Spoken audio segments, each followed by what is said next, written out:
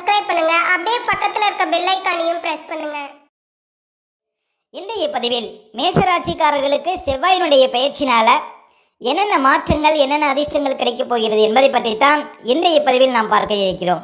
தமிழுக்கு விசுவாசு வருடம் வைகாசி மாதம் 23ஆம் தேதி முதல் ஆடி மாதம் 12ஆம் தேதி வரை, அதாவது கிட்டத்தட்ட ஒரு 52 நாட்கள் மேஷராசிக்காரர்களுக்கு ராசிக்கு 5ஆம் இடத்துல செவ்வாய் பகவான் சஞ்சாரம் செய்திருக்கிறார். ஆங்கில தேதிக்கு ஜூன் 6ஆம் தேதி முதல் ஜூலை 28ஆம் தேதி வரை இந்த 52 நாட்களும் மேஷராசிக்காரர்கள் வாழ்க்கையில் என்னென்ன அதிர்ஷ்டங்கள் கிடைக்கும் என்பதை பற்றித்தான் இன்றைய பதிவில் நாம் பார்க்க இருக்கிறோம். பாருங்கள், மேஷங்கிறது காலபுருஷ தத்துவத்தில் முதல் ராசியாக வரும். இந்த ராசிக்கு அதிபதி செவ்வாய் பகவான் ஆவார். மேஷராசிக்குள் அசுபதி நட்சத்திரம் 4 பாதங்களும், பரணி நட்சத்திரம் 4 பாதங்களும், கார்த்திகை நட்சத்திரம் முதல் பாதமும் இந்த ராசிக்குள்ளே வரும்.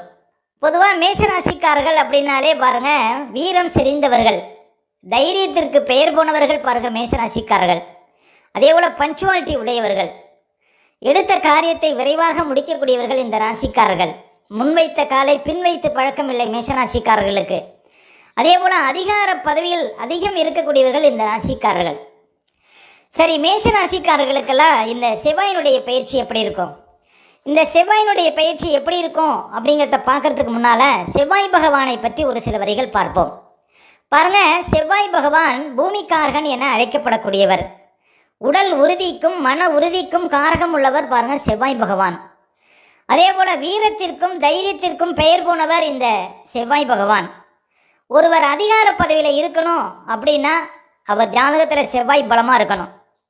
அதே போல் இராணுவத்தில் மிகப்பெரிய தளபதி ஆகணும் அப்படின்னா செவ்வாய் ஜாதகத்தில் பலமாக இருக்கணுங்க.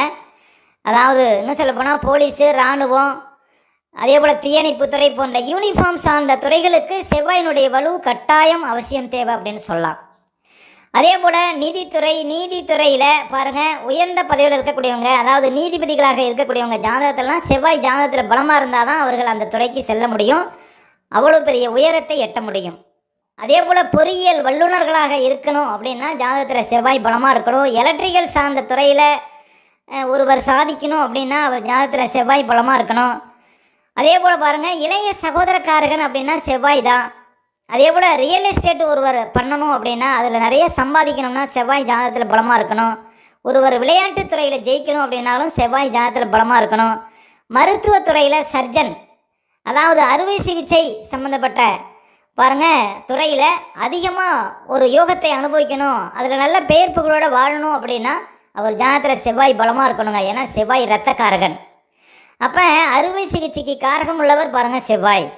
அதே போல் செவ்வாய்க்கு வேறு பெயர்கள் உண்டு. மங்களன், குஜன், பௌமன் என அழைக்கப்படக்கூடியவர் இந்த செவ்வாய் பகவான். சரி, செவ்வாய் பாருங்கள் ஜாதகத்தில் பலமாக இருப்பது அவசியம்.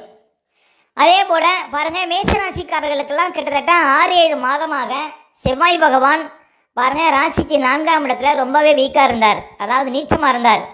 அதாவது இன்னும் சொல்ல போனால் 2024 நவம்பர் மாதத்துலேருந்தே செவ்வாய் ரொம்ப பலவீனமாக இருக்கிறாருங்க. பாருங்கள், மேஷராசிக்காரர்களுக்கு அதிபதியாக உள்ள செவ்வாய். அப்போ பாருங்கள், கிட்டத்தட்ட ஒரு 6-7 மாதமாகவே மேஷராசிக்காரர்களுக்கு உடல் ரீதியாகவும் மன ரீதியாகவும் நிறைய பிரச்சனை இருக்குங்க. இந்த ஜூன் 6ஆம் தேதி வரையும் பாருங்கள் மேஷராசிக்காரர்களுக்கு உடல் ரீதியாகவும் மன ரீதியாகவும் நிறைய பிரச்சனைகள் இருக்கும் அப்படின்னு சொல்லலாம். இந்த ஜூன் 6ஆம் தேதிக்கு பிறகு பாருங்கள் உங்களை பிடித்த கஷ்டங்கள் மாறும். இந்த இழுபறியாக இருந்த காரியங்கள்லாம் நடக்கும் மேஷராசிக்காரர்களுக்கு. ஏன் அப்படின்னா ஜூன் 6ஆம் தேதி பாருங்கள் ராசிக்கு அதிபதி கோணமேறி 5ஆம் இடத்துல வலுவாக அமர்றார். அப்போ ஜூன் 6ஆம் தேதியிலேருந்து கிட்டத்தட்ட 6-7 மாதமாக இருந்த பிரச்சனைகளுக்கு தீர்வு கிடைக்குங்க மேஷராசிக்காரர்களுக்கு. அப்போ கிட்டத்தட்ட ஒரு 6-7 மாதமாகவே பாருங்கள் மேஷராசிக்காரர்களுக்கு உத்தியோகத்தில் பிரச்சனை, உத்தியோகத்தில் தேவையற்ற இடமாற்றங்கள், உத்தியோகத்தில் மேலதிகாரிகள் தொல்லை, வேலை பளு, அலைச்சல், ஒரு சிலர் உத்தியோகத்தை இழக்கக்கூடிய சூழ்நிலை இதெல்லாம் இருந்திருக்குங்க மேஷராசிக்காரர்களுக்கு. 2024 நவம்பர்லேருந்தே பாருங்கள் மேஷராசிக்காரர்களுக்கு உங்கள் ராசிக்கு அதிபதி வீக்காக தான் இருக்கிறார், ரொம்ப பலவீனமாக இருக்கிறார் அப்படின்னு சொல்லலாம். அதே போல் சொந்த தொழிலில் பிரகாசிக்க முடியாத ஒரு நிலை பாருங்கள், சரக்குகள்லாம் தேங்கி கிடக்கக்கூடிய சூழ்நிலை இருந்திருக்கும் மேஷராசிக்காரர்களுக்கு இருக்குங்க தற்போது. அப்போ இந்த நிலை எப்போ மாறுது அப்படின்னா ஜூன் 6ஆம் தேதியிலேருந்து பாருங்கள் உங்களுக்கு செவ்வாய் 5ஆம் இடத்துல, அதுவும் சூரியன் வீட்டில் அமர இருக்கிறார். அப்போ ஜூன் 6ஆம் தேதியிலேருந்து மேஷராசிக்காரர்களுக்கு கிட்டத்தட்ட 6-7 மாதமாக இருந்த பிரச்சனைகளுக்கு தீர்வு கிடைக்கும் அப்படின்னு சொல்லலாம். அதே போல் மேஷராசிக்காரர்களுக்கெல்லாம் தற்போது சிரசு சனி காலம். உங்களுடைய தலையிலேயே சனி பகவான் அமர்ந்திருக்கிறார். அப்போ எல்லா விஷயத்துலேயும் கொஞ்சம் உஷாராக இருக்க வேண்டிய காலம் அப்படின்னு சொல்லலாம் மேஷராசிக்காரர்களுக்கு. பாருங்கள், சனி பகவானால் பெரிய தொல்லைகள்லாம் எதுவும் இருக்காது. உங்களுக்கு இன்னும் 2 வருடத்திற்கு பிறகு ராசிக்குள்ளே சனி வரக்கூடிய காலகட்டத்தில் தான் ஒரு சில சிரமங்கள் இருக்கும். அதுவும் 2ஆம் சுற்று சனி வரக்கூடியவங்களுக்கெல்லாம் பாருங்கள், வாழ்க்கையில் அடுத்த கட்ட நிலைக்கு செல்லக்கூடிய வாய்ப்புகளை கட்டாயம் கொடுப்பார் சனி பகவான். ஏன்னா சனி பகவான் உழைப்புக்கு காரகம் உள்ள கிரகம். மேஷராசிக்காரர்களுக்கு அவர் லாபாதிபதி.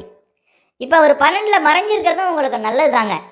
அதே போல் குரு பகவானும் பாருங்கள் உங்களுக்கு சாதகமாக இருக்கிறார். எப்படி சாதகமாக இருக்கிறார் அப்படின்னா, அவர் பாக்கியஸ்தானத்தை பார்த்துட்டே இருக்கிறார். அப்போ பணப்புழக்கம் அதிகரிக்கும் மேஷராசிக்காரர்களுக்கு. வெளிநாடு சார்ந்த விஷயத்தில் பாருங்கள் முன்னேற்றம் இருக்கும். அந்நிய இனத்தவர்களால் ஆதாயம் கிடைக்கும். இப்போ மேஷராசிக்காரர்கள் இதுக்கு முன்னால் வெளிநாடு போனவங்க இனிமேல் வெளிநாட்டில் இருப்பதாங்க நல்லது. அதுவும் இப்போ சனி 12ஆம் இடத்துல இருப்பதனால வெளிநாடு, வெளியூர், வெளி மாநிலம் போய் நீங்கள் பிழைக்கக்கூடிய வாய்ப்புகளை கட்டாயம் சனி பகவான் கொடுப்பார்.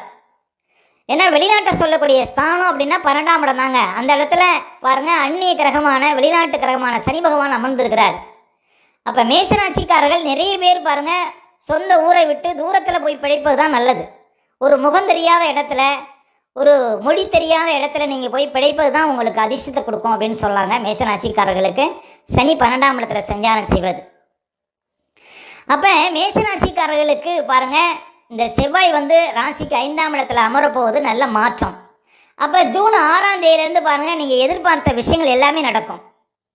மேஷராசிக்காரர்களுக்கு ஜூன் 6ஆம் தேதியிலேருந்து உடல் ரீதியாக மன ரீதியாக இருந்த பிரச்சனைகளுக்கு தீர்வு கிடைக்குங்க. ஆரோக்கியத்தில் நல்ல ஒரு மேம்பாடு இருக்கும் உங்களுக்கு ஜூன் 6ஆம் தேதியிலேருந்து.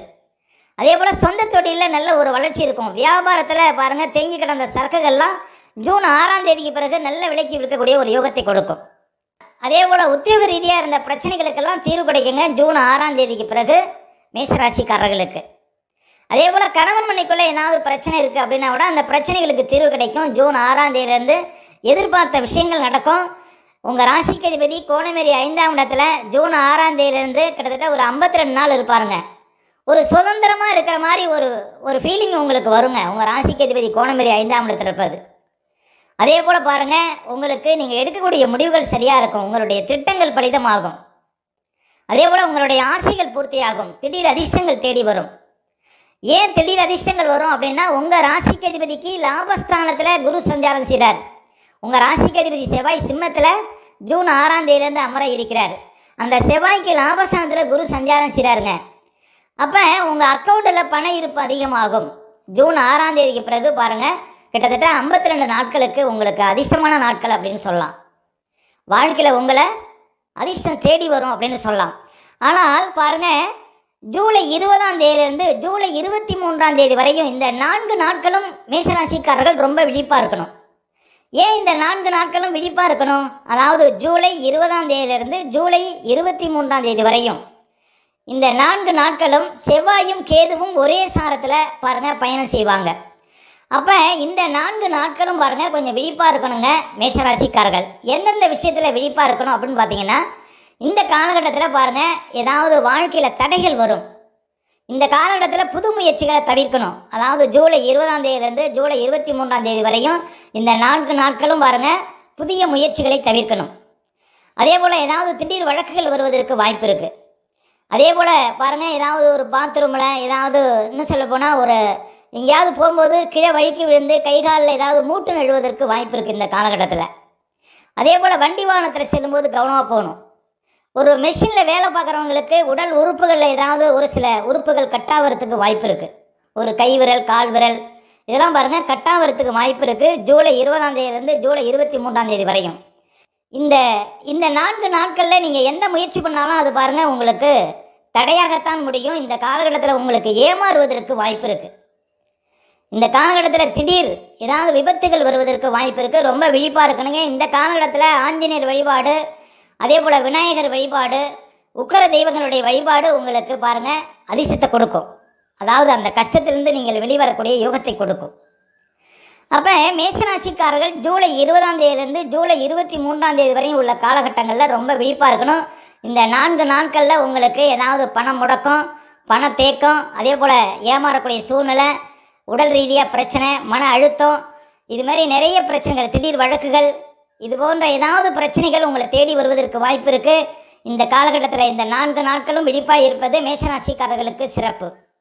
மேலும் தகவலுக்கு எங்கள் சேனலை மறக்காமல் சப்ஸ்கிரைப் பண்ணுங்கள். நன்றி.